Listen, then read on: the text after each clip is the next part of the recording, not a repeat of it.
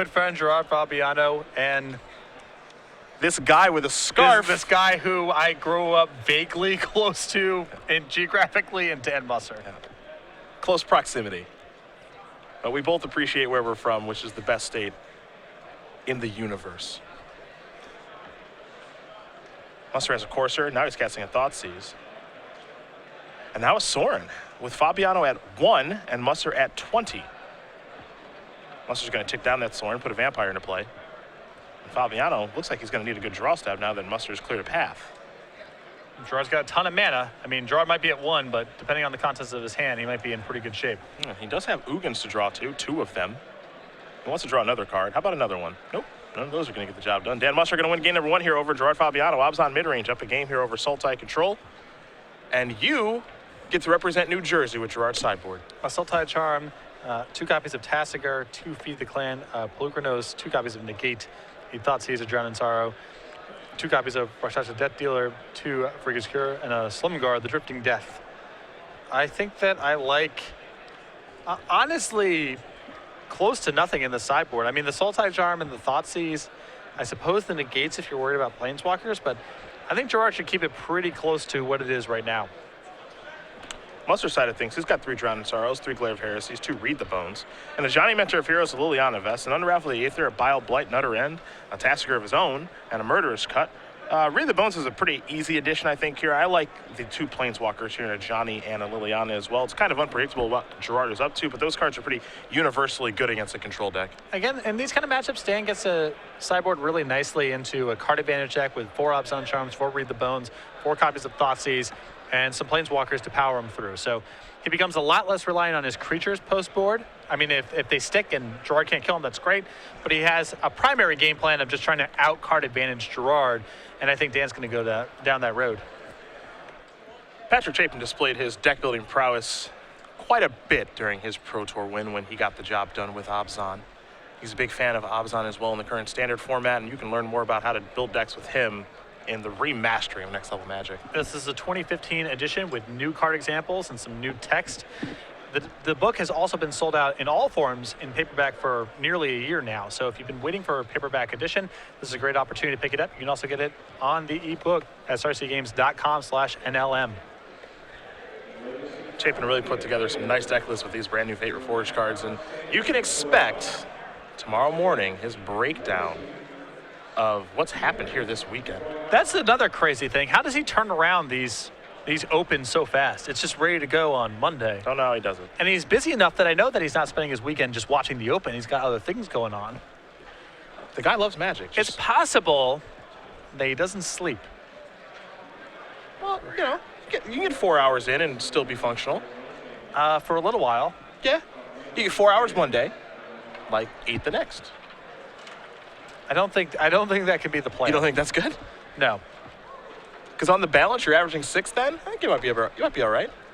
Well, I operate on 6 hours of sleep each day. I don't know if you can necessarily do it that way, because let's say you were awake for 2 hours and then slept for an hour every day. You would be totaling 8 hours of sleep a day, but I think you would go crazy.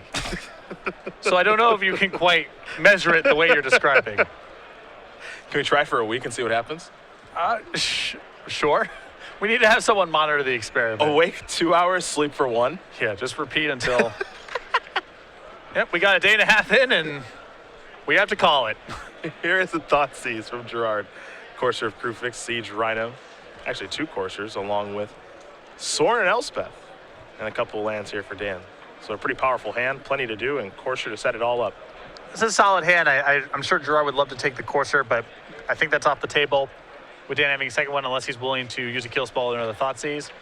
The rest of this hand's hard to pick apart. So I think Gerard's best line of play is see if he can find an answer to both of these coursers. Another Thoughtseize will take care of both coursers, so there you go. Yep, perfect. Now Dan left with a pretty slow and wieldy hand, which plays right into Gerard's game plan. Temple of Silence will come into play here. Hero's Downfall was the draw from Musser. Leaves his card on top very quickly before passing the turn back. Both of these gentlemen did win Open Series events last year. We saw Fabiano get the job done when we were in Worcester, beat Reed Duke in the finals, and Musser won the Legacy Open at the Season 3 Invitational, beating Ross Merriam in the finals. The marathon affair. Oh, yeah. Satyr Wayfinder's going to turn over a couple of cards here. Murderous Cut, another Wayfinder. Interpret the signs, and a Swamp that'll go to the hand. Seeing some people interpreting the signs this weekend. Gerard's got one. Kurt Spies has one in his blue-black control list. Adrian Sullivan likes that card as one of them. Blue-black control quite a bit. Here is a Forest. And now there is a Read the Bones. That's the kind of card you got to love in this matchup if you are Dan. This is the game plan here post-board, is use these alongside Obzon Charm to set up Planeswalkers, prevent Gerard from getting anything of substance into play. Using cards like Hero's Downfall to keep Gerard off of Planeswalkers of his own. And become less reliant on your creatures, because Gerard's deck is probably flush with pieces of individual spot removal and Crux of Fate. So the more you can get away from that, the better. Pluto Delta does get sacrificed. Fabiano going to search up an island very quickly.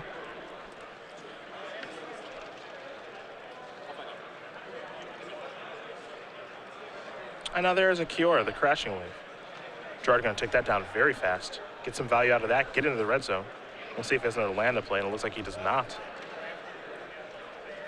And against an empty board, he knows that, you know, Kiora may not be long for this world regardless because of Hero's Downfall and similar effects. So Gerard deciding to get the value in right now. If Dan adds to the board, maybe Gerard will start plussing instead, but I think he's looking at this Kiora as just a source of temporary card advantage and not a long-term game plan. Here's a Sorin. A Vampire token on the way. And we will head back to Gerard. So both players with powerful 4-mana Planeswalkers.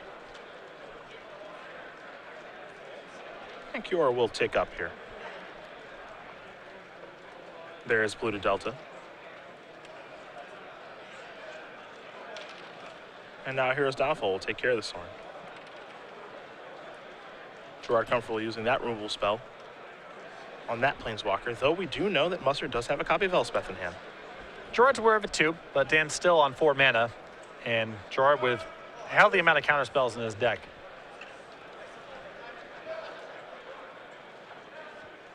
There is an island.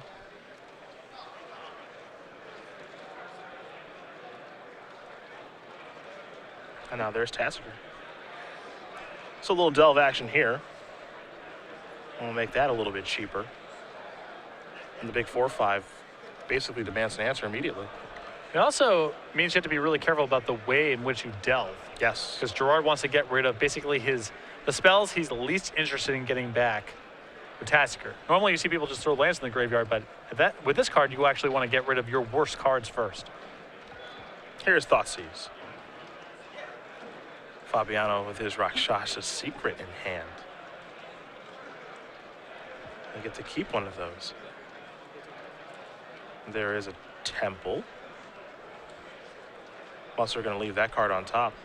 See, he is staring at a Hero's Downfall here. He's going to use that now to take care of Tassiger. A card that demands a removal spell.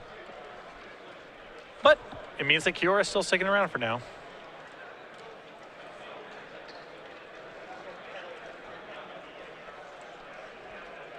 Kiora looks like it might go up. Gerard a little unsure at this point. Looks like he's going to start by casting Rakshasa Secret, which means Musser will have to discard 2, and Gerard gets to turn over 2 cards. He'll discard a Siege Rhino and an Elspeth. I wonder what that last card is. Gerard might be onto something here with this card. I mean, we've had it cast a couple times now in the mid-range matchups.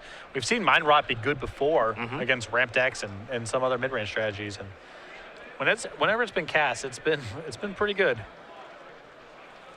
3 mana, Read them Bones. Take a look at the top 2, Obzon Charm among them.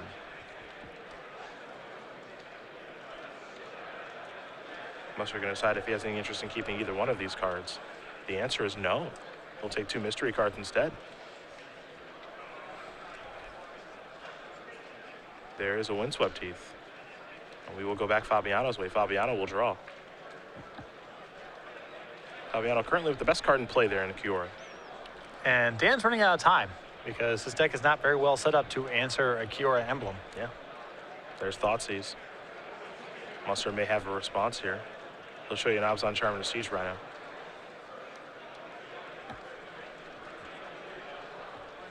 It's an interesting spot here. I mean, Gerard can take the Siege Rhino, hope that Dan doesn't find a threat or a Hero's Downfall off the Obzon Charm, and then get to a Kiora emblem. or he could take the Abzan Charm and say, try to beat me with a Siege Rhino and give up on generating a Kiora emblem, at least for the time being. Tough decision, to be sure. He's going to take the Charm.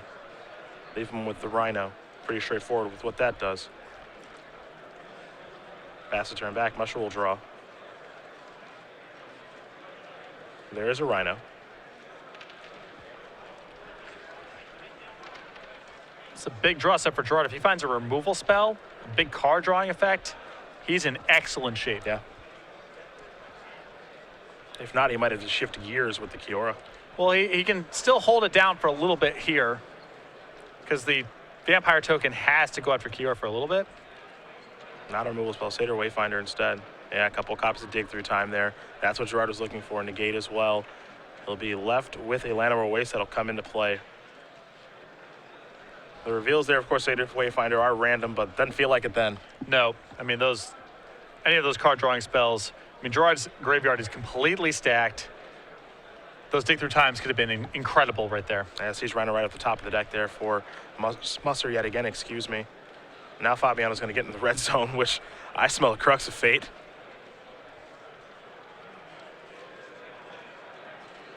That's exactly what it is.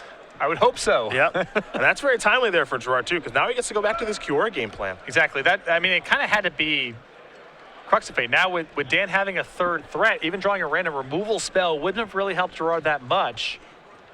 And now we're, again, 2 turns away from getting that to that Kiora emblem. Musser with just a Thoughtseize in hand. He'll draw. He's going to need to be a good one, and it is. It is a hero's downfall. Look at these two go back and forth. Back to Musser we go. He'll play Sandsep Citadel, pass the turn back. There's an Opulent Palace. Little draw go action here for both players. I think from here, Gerard's got the more powerful deck.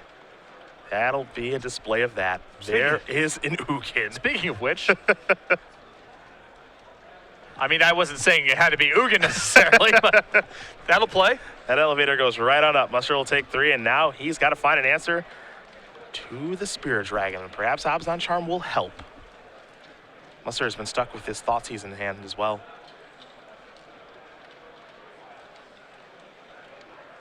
Three mana. Courser's not bad. Take a look at the top card, Abzan Charm.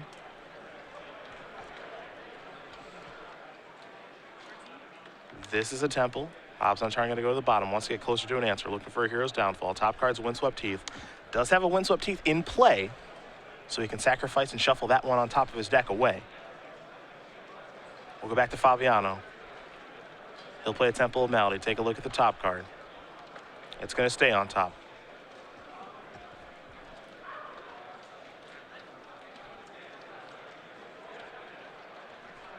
Trying to figure out how he wants to use Ugin here. He says, I will tick it up, and then I'll Bile-Blight that away.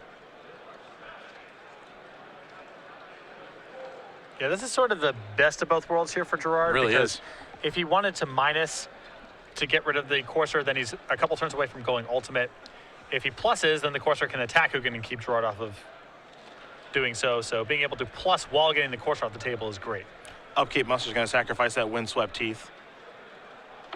Hope to peel away to get that Ugin off the table. See what he draws. Hero's downfall off the top. Okay. He's still in it. Back to draw go we go. Fabiano will draw. Ugin again. Sure. Musser draws. Is that a Siege Rhino, perhaps? It is. Fabiano's down to 3. Musser's up to 10. And this is going to require some answer from Gerard. Yes. I mean, he does have Ugin on the table to minus.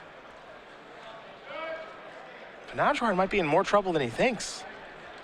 You can see the look on Gerard's face here of a little bit of frustration setting in. For sure. Thoughtseize takes a card away. It was a Sultai Charm. Musser will draw.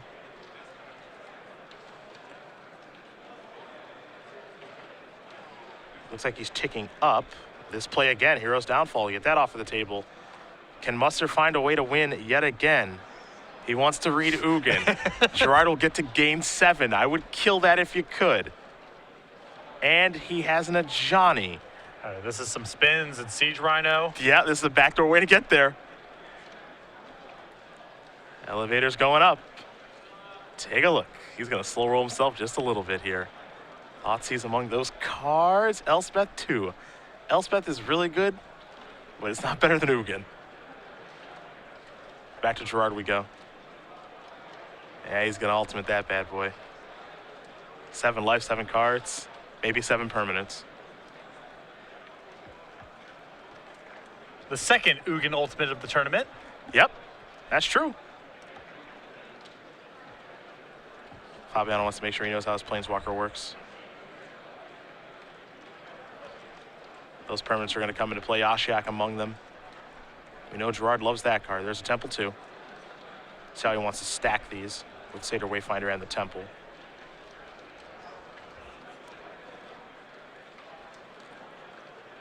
So he'll let the Wayfinder resolve first, which means Urborg will go to the hand. The rest of those cards will go to the graveyard. Now the Temple Scry. Top card goes to the bottom very quickly here for Fabiano. And now Ashiok, as that ticks up, turns over 3 cards. Fabiano tapping some mana here to cast now a Dig Through Time. You have to imagine it's pretty hard to lose when you ultimate Ugin. Yeah, I mean, Gerard was in a bit of a danger zone there, as Siege Rhino would have killed him. But now at 10, a lot of resources to work with. Ugin still in play, Ashiok in play. Though it doesn't seem as though Fabiano has a very large deck at this point. He's gone through a lot of cards.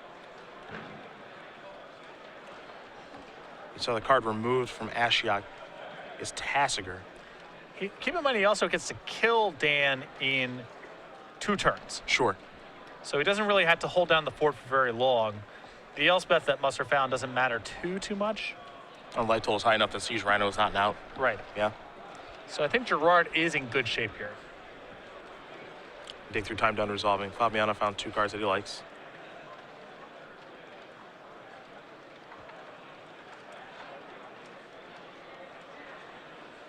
And now it's the Drifty D, Silumgar. And that certainly helps a lot against Elspeth. That sure does. Also sets up a kill for next turn. Musser going to take a look at a couple cards here with the Johnny. Elspeth is what he's found. Is there a way for Musser to get back into this one? A little bit of math here, and he's going to concede that game. Gerard Fabiano going to win that back and forth marathon affair.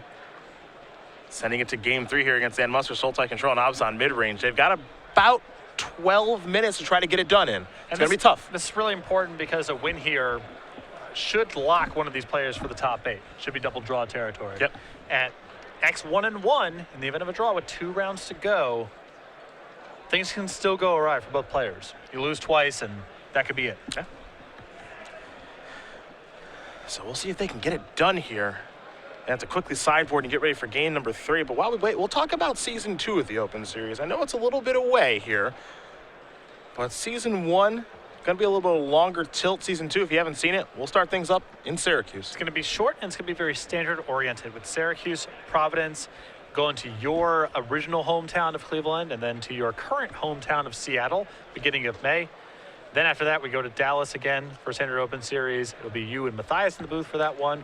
Worcester for a Legacy Open the weekend after that. And then 2 weekends after that, the Season 2 Invitational at Columbus, Ohio. The Origins Game Fair, Modern and Standard will be the invitational formats. With a Modern Open Series attached, the 3 of us will be in the booth. Season 2 was made for me. Yes. Still no Jersey trips. Oh, Season 3 Invitational. Get out of here.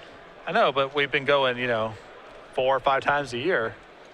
Well, maybe dial it back a little bit. Go to a real place with real stuff. What do you think? That's just my opinion. One man's opinion. One man's opinion. Don't want to come off too harsh there. Even though I was under attack about 20 minutes ago. New Jersey is empirically the best place to live in the country. Debatable.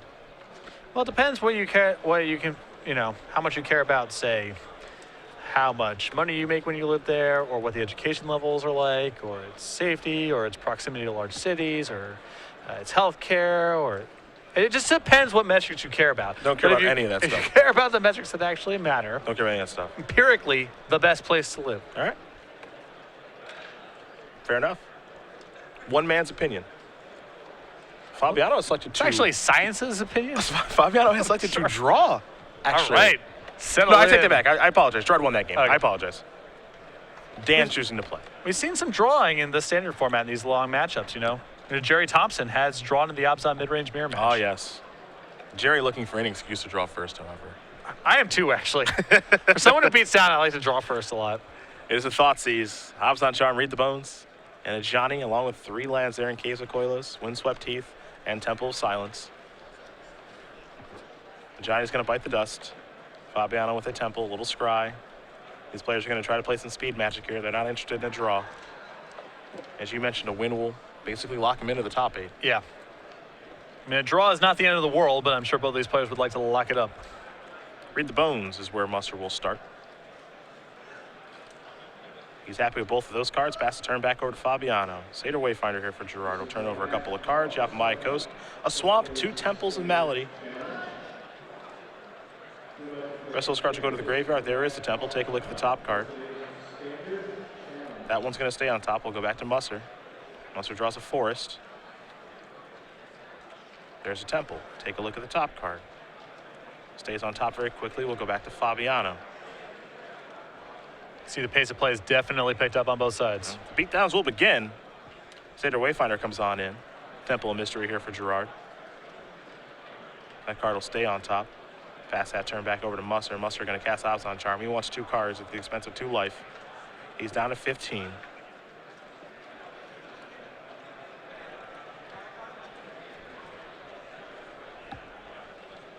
And there is another Temple. Card will stay on top yet again. And Fabiano will play a Sultai Charm, so he wants 2 cards, but he'll have to discard 1. Gerard's deck is so good at facilitating Delve. I mean, he could just play any of the Delve cards that he wants. Dig Through Time is very easy for him to cast. Yep. Murderous Cut, Treasure Cruise, his Tassiker. I mean, it's all so efficient. Using his graveyard as a resource and an extension of his hand.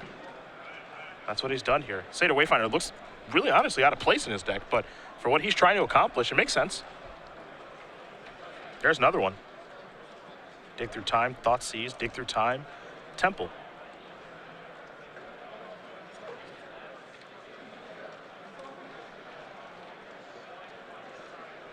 Fabiano trying to figure out what land he wants to play. 7.5 minutes to go.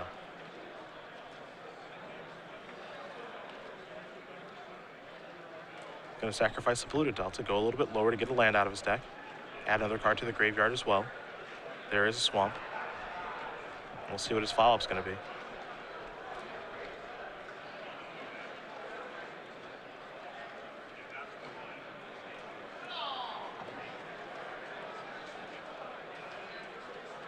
That'll be another Seder Wayfinder. Turn over a couple of cards, Dig Through Time, an Island, a Murderous Cut, and a Rakshasa Death Dealer. So he's brought in the Death Dealers out of the board. Yep. Probably anticipating that Dan would not have a lot of creature removal in his deck. Now Gerard considering playing Tassiger, but he wants to look over his graveyard, and he will deploy the 4/5. Going to delve away a few things here, man. Obzon Charm's going to get that thing off the table real fast. I can appreciate Gerard's reservation about casting the Tassiger just because it's almost certain to just die. Yeah.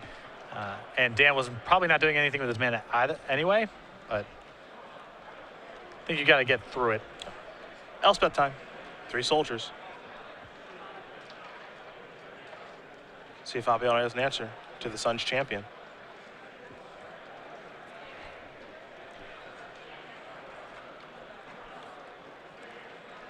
He'll start by playing a Temple. Top card will become the bottom one. There's a Hero's Downfall. That'll clear that up. 3 soldiers left behind, however.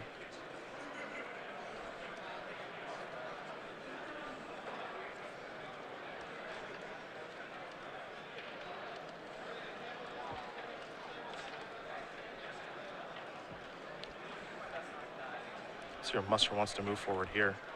Again, those 3 soldiers. Now he's reaching for some mana. And it's a Siege Rhino. That'll be taken care of by Disdainful Stroke. And if Gerard's willing to aggressively Disdainful Stroke there, I think he knows that Dan's hand is probably light on real action. Yeah. Gerard wants to take the opportunity to cast Interpret the Signs. Ugin. Well, Gerard's found something he wants to leave on top. Okay. Drifted E's not bad. That's 6 more cards. Salumga. A nice one-up here for Fabiano in his deck. I mean, he can definitely play the card advantage game with Dan. Dan still has to be the aggressor in the matchup. Yeah.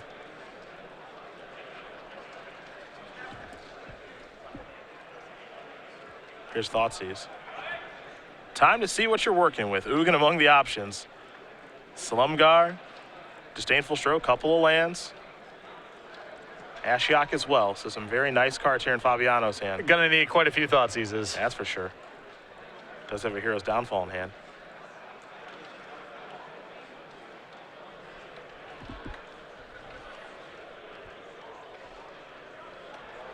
Dancing. What does Slumgar do? Gerard with what appears to be the pre-release foil copy.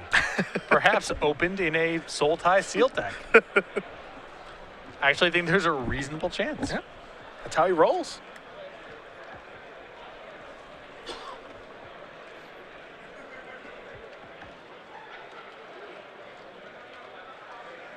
Perhaps it's time for Dan to cast this Tasker that's in his hand.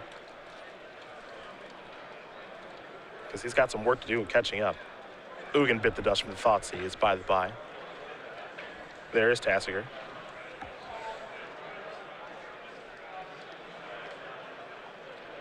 Dan gonna sacrifice his his Windswept Heath. And he's doing this now because I believe he wants to activate the Tasker and does not want him to be killed in response to him sacrificing the Windswept Heath if Dan were to wait. It's Tasker activation. A couple of cards get turned over, Utter End among them. And Gerard gets to give him the option and give him the Siege Rhino back. Temple. Top card bottom. Pass it. There's an island. This is a Tasker. And that's what makes this card so powerful. When we get in the mid to late game, it's a 1-mana spell. Yeah, especially in Gerard's deck. Yeah. It's a 1-mana spell that doesn't even interfere with all of his other delve cards because his graveyard is so flush.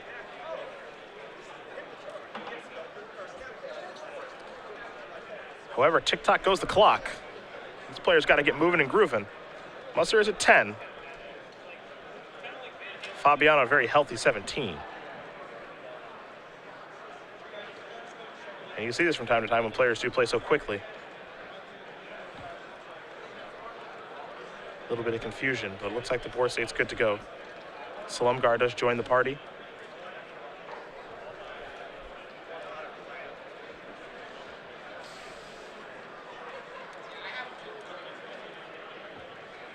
Now we go back Musser's way. Musser will draw a card. We know Siege Rhino's in hand. Saw him get that back last turn with Tassiger. Fabiano with no answer to the 4/5 legend just yet. Dan just picking up an Elspeth here, which matches up extremely poorly with Slumgar.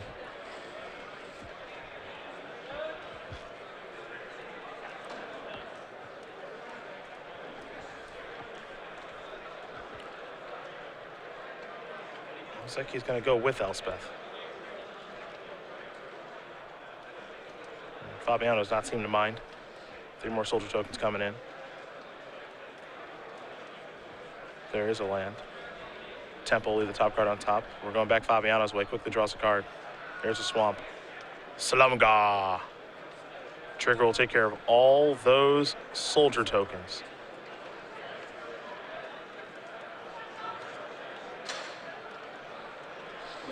And Dan can't block Tassiger on Tassiger. Yeah. Because it's also shrunk. Yep. And Gerard going right towards Musser, too, with that attack. Doesn't care about Elspeth one bit, and who would when you have Slumgar in play? Yeah, I mean, it's not like Dan's threatening to make an emblem here, so.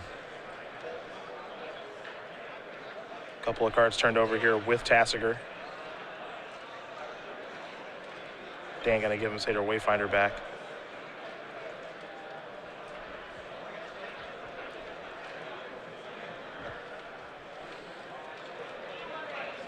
There's Ashiok. Courser, Obs on Charm, read the bones. Those are the cards that have been exiled. Musser will draw. Siege Rhino can keep him alive, but for how long? Probably not even another turn here. If Gerard has any sort of removal spell, maybe he gets him one more turn. But I doubt it. Tasker going to turn over a couple of cards. Elspeth will go to hand. Yeah, and that's going to do it. Gerard Fabiano is going to win this match here over Dan Musser. 2-1 just in the nick of time. And for Fabiano, he is 12-1. First place in the tournament. We're going to see him later this evening. Very cool stuff from Gerard this weekend. A lot of weird numbers in the deck list, but you can see what he's up to here, really maximizing the power of the Delve spells, filling up his graveyard at very little opportunity cost.